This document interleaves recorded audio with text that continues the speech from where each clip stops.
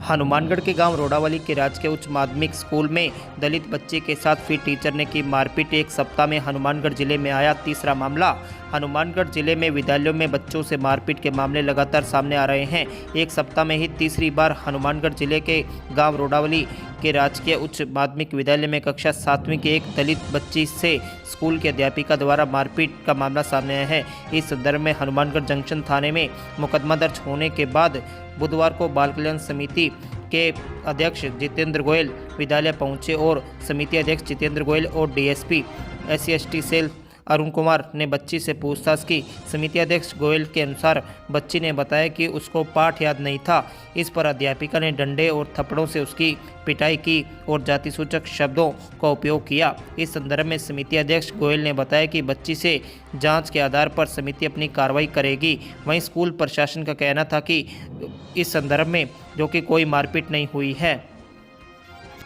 यहाँ 7वीं में पढ़ती है और यहाँ सरकारी स्कूल के टीचर ने इसके साथ थोड़ी मारपीट की है और शब्द गलत बोले, इस कारण मैंने मुकदमा कर दिया है। प्रशासन से यही चाह रहा हूँ कि या तो ये स्कूल के बच्चों को अच्छी तरह से शिक्षा दी जाए या फिर मेरे बच्चों की टीसी काट दी जाए। मैं यहाँ नहीं पढ़वाऊँगा। इससे टीचर अगर इस स्कूल में रहेंगे तो मेरा आखिरी फैसला यही है। यही सर में कोई डंडे टुंडे मारी है, 1-2 पेट पे, मगर में पीठ पे मारी है, यही 1-2 वारदात की है। आज के उच्च माध्यमिक विद्यालय रोडावाली में एक बच्ची के साथ शिक्षिका द्वारा मारपीट का मामला सामने आने पे आज रोडावाली स्कूल में पहुंच के बच्ची से बात की है और यहाँ पे हमारे DYSP भी यहाँ पहुंचे हैं जांच के लिए। तो मैं यही कहूँगा आपके मीडिया के माध्यम से कि हमारे ज़िले में लगातार एक सप्ताह में ये तीसरा मामला सामने आया है, बच्चों के साथ मारपीट का मामला। तो बेरहमी से मारपीट का मामला आने पे पूरा हमारे संवेदनशील मुख्यमंत्री जी भी ये चाहते हैं कि बच्चों का एक अच्छा लालन पालन हो, एक वो मुख्य धारा से जुड़ पाए। लेकिन अगर ऐसी घटनाएं हो रही है बार बार तो हमें कोई बड़ा एक्शन लेना पड़ेगा।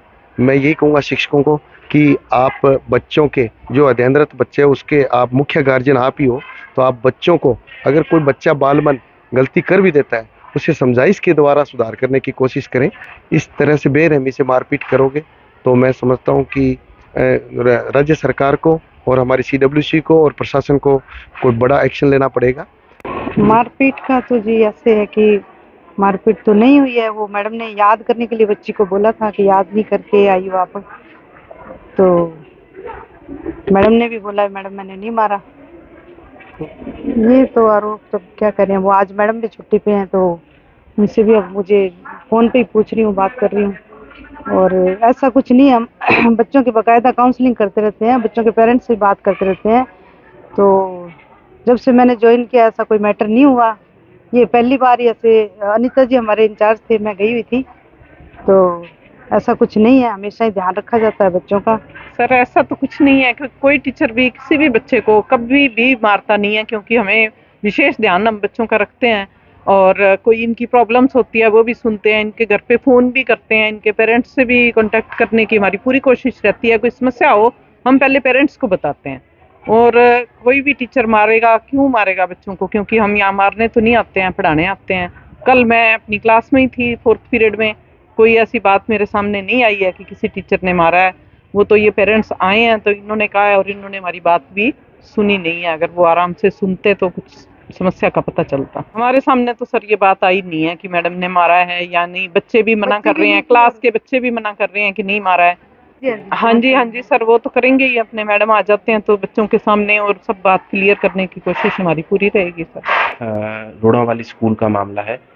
यहाँ से बच्ची के पिताजी ने कहा कि मेरी बच्ची के साथ मारपीट की, और जब वहाँ कारण पूछा गया कि क्या कारण रहा तो उन्होंने कहा कि बच्ची से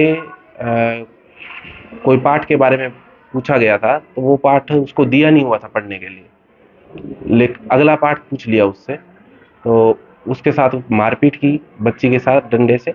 और उसके पिताजी का कहना था कि जब मैंने पूछा संबंधित अध्यापिका से तो उन्होंने मेरे को जाति सूचक गालियाँ दी और जाति सूचक शब्दों से अपमानित किया।